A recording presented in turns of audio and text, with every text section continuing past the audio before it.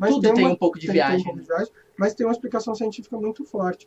Tanto que muitos movimentos políticos e de guerra, inclusive se a gente pegar o Terceiro Reich, né, usavam os aspectos astrológicos para verificar as possibilidades de ação. E tanto que Tá certo que depois que ele morreu, ele mandou matar o astrólogo. né, então, quando começou a perder a guerra, Começou a então ele foi perder lá a e guerra e mandou o matou todo astrólogo mundo. andar. Né? Tem até não, documentários que falam sobre É, isso. É verdade. O que mais que a gente vai falar? As simpatias também. é, As simpatias. Lembra lá? Botar o santo de cabeça para agora está baixo. na época das simpatias, né? Festa junina. Isso aí. Hoje é dia 10, né? Amanhã, daqui a 2 dias, é dia dos namorados. Dia 13 é dia de Santo Isso Antônio. aí. Por que será que Santo Antônio vem um dia depois do dia dos namorados? Né? Por que será? Por que Que será? Né? coincidência. Porque a pessoa fica tristonha no dia dos namorados e no dia 13 faz a simpatia para Santo Antônio. Isso aí. Põe o santo de cabeça para baixo, né? O Exato. processo de magia simpática ou simplesmente simpatia, ele procede dessa mesma forma. Tu vai pegar algo que simboliza uma coisa maior. Por exemplo, eu vou pegar o Santo Antônio, que tem essa egrégora, esse conhecimento como de ser o santo casamenteiro, né? E vou colocar ele de cabeça para baixo no sentido dizendo para ele que eu só vou tirar ele, botar ele na posição correta depois que ele me arranjar um namorado ou uma namorada.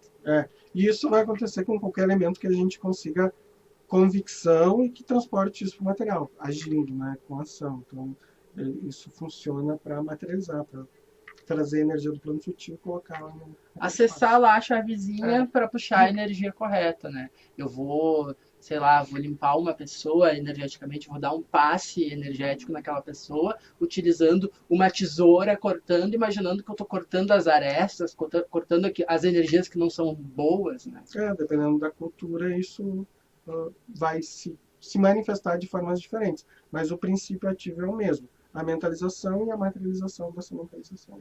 E a utilização desses produtos, né, desses instrumentos, desses utensílios, conforme tu pega o hábito de utilizar eles também vão ficando com uma assinatura energética, né? Eles vão ficando programados para fazer aquele determinado trabalho. Quanto mais impregnado, mais forte, né?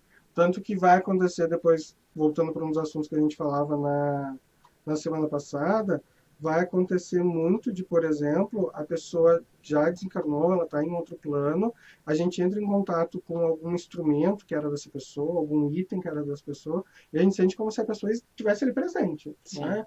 Aquele é um item de lembrança e um chamado daquela assinatura energética.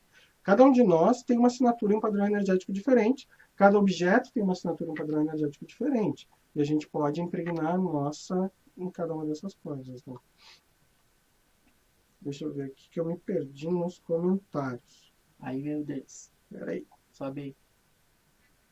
Então, a gente falou um pouquinho de alimentação saudável e trazendo um pouco desse link de qualidade de vida, os exercícios também, exercícios físicos, alguma atividade física, ela é muito importante também para a pessoa conseguir manter esse equilíbrio energético, né? Fazendo aquele exercício que a pessoa vai estar tirando aquele gradiente em excesso que acaba se formando ao longo dos dias, né? Tanto emocional quanto qualquer outro tipo de energia que esteja ao redor da pessoa. A Lúcia fez uma pergunta boa aqui, olha só. Nesse ponto de simpatias, elas funcionam pela mentalização que colocamos nela ou pelo merecimento, ação e reação, ou ambos? Olha só. Normalmente, quando a gente vai em alguns templos, algumas casas, as pessoas dizem, tudo vem conforme o seu merecimento. Essa questão do merecimento é justamente a transposição da ação e reação. Então, se eu já estou por exemplo, eu quero um emprego novo, e daí eu já estou colocando em ação, estou mandando currículo, estou prospectando vagas, estou contando para as pessoas, os conhecidos, os amigos, que eu estou buscando um emprego, explicando como eu quero, trabalhando capacitação, entendendo outras coisas, eu vou chamar muito mais essa energia e vou fazer com que isso se adense no meu campo áurico e as outras energias que sejam favoráveis a isso se adensem também no meu campo áurico. Quando a gente faz uma simpatia, ou quando a gente vai receber um passe ou um tratamento espiritual, não importa o que seja ou que religião seja, Isso só vai efetivamente ter um resultado maior se a nossa caminhada energética já está trabalhando para essa assinatura. Então, é merecimento? É, mas merecimento a gente constrói. Então, a gente precisa trabalhar isso paulatinamente, né? Tranquilamente, um passo de cada vez, um pouquinho de cada vez. E tem muita gente que não enxerga resultado porque está esperando lá na ponta. Então, tu não enxerga o duende porque tu está querendo ver o pote de ouro, né? É, Então, às vezes a gente não entende. Ah, eu fiz todo um trabalho energético, de limpeza, de ancoramento, para resolver um problema de um câncer ou alguma doença manifestada no meu corpo físico. Daí eu vou fazer novamente o exame e entendo que aquilo teve uma diminuição, ou teve uma melhora, ou eu não estou sofrendo mais tanto, por exemplo, os sintomas reduziram, né? sim. Mas o elemento ali impactante continua do mesmo tamanho, na mesma proporção. Isso já é o resultado da energia agindo, né? Sim. Muitas vezes a gente já quer o bolo pronto, a gente tem que botar, fazer a Tem que massa e exercitar tudo a mais. paciência, né? A paciência e a confiança em cima daquilo que foi feito. Eu acho que são sempre elementos indispensáveis quando a gente vai fazer qualquer tipo de movimentação energética de forma ativa, né? É. A Nara colocou uma dica interessante, que o pessoal que está acompanhando ali Nos nos comentários. comentários, ela disse assim: na minha casa consegui levar bastante padrão energético e serenar os ânimos, começamos a realizar o evangelho no lar, fazemos um bate-papo sobre nossa semana e mantramos algumas orações. Olha só, eles estão ritualizando em casa, estão adensando essa energia positiva, né? Então estão Sim. trabalhando isso de forma a deixar o ambiente mais harmônico. Isso entra junto com aquela pergunta lá do Anderson, que ele perguntou se música e boas Exatamente. vibrações mudam o ambiente. Sim, tudo Exatamente. isso muda. Quando a gente determina que em tal dia, em tal horário, a gente vai sentar e vai ter alguma conversa edificante, vai ler o evangelho, vai conversar sobre espiritualidade, enfim, vai elevar de alguma forma o padrão energético daquele local, cria-se essa questão da Exato, egrégora exato. também, né? A gente precisa entender que a gente tem liberdade de rir, de brincar, de sorrir, de falar besteira, né? E às vezes até falar um palavrãozinho que o outro nesse momento não é pecado nenhum, tá? Porque a gente precisa separar as duas coisas: a seriedade, rigidez, da energia, vibração, bom humor. Então, esses momentos podem sim acontecer com bom humor. Eles podem acontecer com um filme bacana e discutir o sentido disso depois.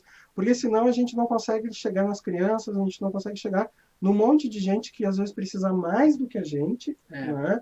E a gente já quer impor um padrão de de postura ritmo, de postura que essas rígida. pessoas já não têm. Então, Sim, começar com uma coisinha leve, né? sim. Essa própria questão que a Nara coloca assim, de conversar sobre a semana, né? Ou vai Esse próprio ato já é cria uma conexão maior com aquela entre as pessoa, né? Às pessoas. vezes as pessoas moram no mesmo lugar e não conversam, não se falam, Exato, elas né? não têm uma egrégora de conexão, não existe elos energéticos entre elas.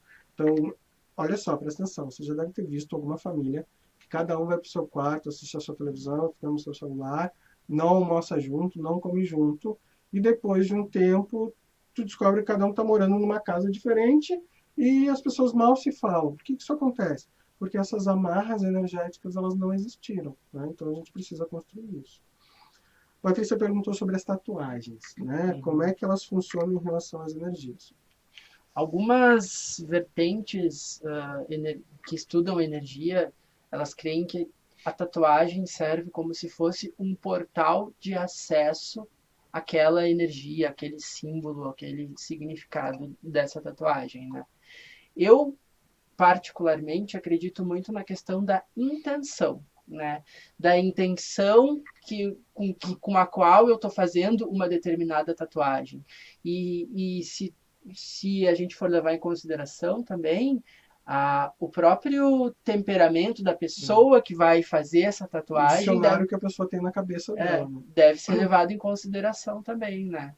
Exato. Porque assim como se a gente fosse entrar no espaço de semiótica, teoricamente, que foi sobre símbolos, essas coisas todas, para cada cultura eles têm um significado diferente. Se a gente pegar, por exemplo, o nosso cor de roupa branca e cor de roupa preta, se a gente for lá para as religiões ali do Oriente, da A Índia Índia e usa outros o espaços, branco é branco é o luto, né? luto. E o nosso branco, o nosso preto é luto para nós e o branco é um espaço de Para a espiritualidade. bruxaria, o preto é a cor de Da trabalho, proteção, da né? proteção. Para o povo espírita, o branco é a cor da pureza, é a cor que deve ser utilizada para os momentos de Exato. trabalho. Então, o que, que vai acontecer aí na questão das energias, das tatuagens ou qualquer outro símbolo?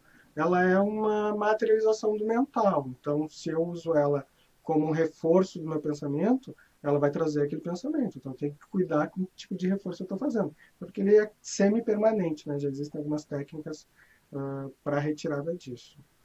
Como fazer uma mudança de energia, uma egrégora no ar com uma pessoa descrente? A Lúcia perguntou. Sim, Gente, isso é difícil, mas dá para fazer, tá? dá-se um jeito, dá-se um jeito. Vamos lá. Justamente com essas questões mais sutis. A gente começa. Não, primeiro de tudo, não trazendo elementos religiosos. Exato. A gente precisa entender que se a pessoa é descrente, a gente tem que empatizar com ela para poder entender o problema dela e tirar ela do movimento inerte dela. Eu Da acredito que inércia. a primeira questão é fazer uma pesquisa, é conversar com aquela pessoa, sabendo aquilo que ela acredita, como é que ela acredita que as coisas, que a vida funciona. Porque daí você vai ter um background para poder conversar com ela de maneira que ela entenda, né? Exato, usar o dicionário dela, isso é muito importante. E daí tem como a gente formas de fazer, justamente essa coisa que a gente estava falando de usar um filme de comédia, claro que tem que escolher uma comédia certa, né? Usar um filme de comédia, usar uma música bacana. A gente tem muito material de MPB super legal no Brasil, com letras super interessantes, né? Não é só funk pancadão, né? Não é só ostentação. A gente tem muito material legal Sim. de várias vertentes diferentes da MPB. A gente tem do próprio rock brasileiro, muita coisa legal.